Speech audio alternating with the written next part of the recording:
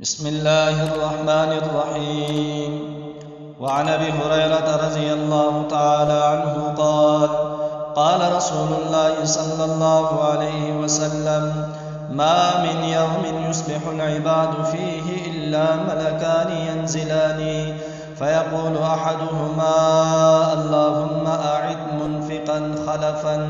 ويقول الآخر: اللهم أعد ممسكا تلفا.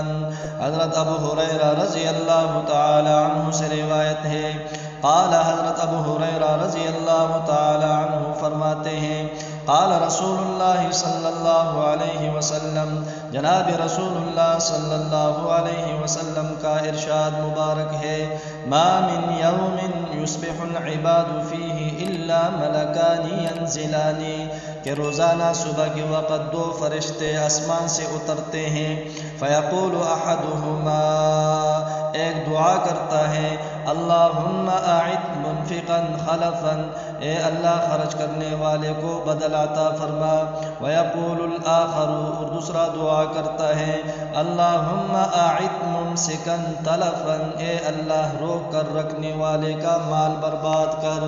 اسی طرح حضرت انس رضی اللہ تعالی عنہ سے روایت ہے کہ امام الانبیاء، سرداج الانبیاء، فخر الانبیاء حضرت محمد عربی صلی اللہ علیہ وسلم نے فرمایا،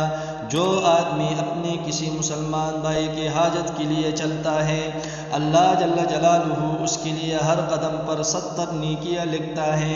اور 70 گناہوں کو مٹا دیتا ہے، اور اس کے ہاتھوں اس کی ضرورت پوری ہو جائے تو وہ گناہوں سے ایسے پاک ہو جاتا ہے جیسے ابھی اس کی ماں نے اسے جنا ہو، اور اگر وہ اس دوران میں فوت ہو جائے تو بغیر حساب و کتاب جنت میں داخل ہو جائے گا۔ اس لیے اللہ جل جلالہ کا ارشاد ہے، الم یعلموا ان اللہ هو يقبل التوبة عن عباده ويأخذ الصدقات، کیا یہ لوگ نہیں جانتے کہ اللہ جل جلالہ ہی اپنے بندوں سے توبہ قبول فرماتا ہے اور صدقات لیتا ہے۔ اسی طرح باری تعالیٰ کا ارشاد ہے، یمحق اللہ الربا ویربی الصدقات، اللہ جل جلالہ سود کو مٹاتا ہے اور صدقات کو بڑھاتا ہے۔ حدیث پاک میں آتا ہے کہ صدقہ مال کو کم نہیں کرتا،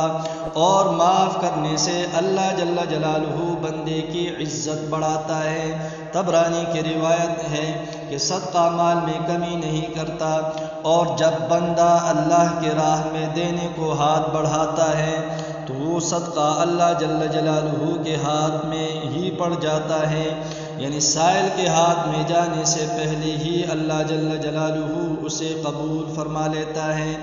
اور اس پر بہت ہی زیادہ خوش ہو جاتا ہے۔ اور جو آدمی ہوتے سوتے سوال کا دروازہ کھول لیتا ہے، اللہ جل جلالہ اس کے لیے تنگدستی کا دروازہ کھول دیتا ہے، اور بندہ کہتا ہے میرا مال میرا مال میرا مال، تو بندے کے مال تو 3 ہی ہیں، جو کھا کر اس نے ہضم کر لیا، جو پہن کر اس نے بسیدہ کر دیا، اور جو اللہ کی راہ میں دے کر آخرت کے لیے باقی رکھ لیا،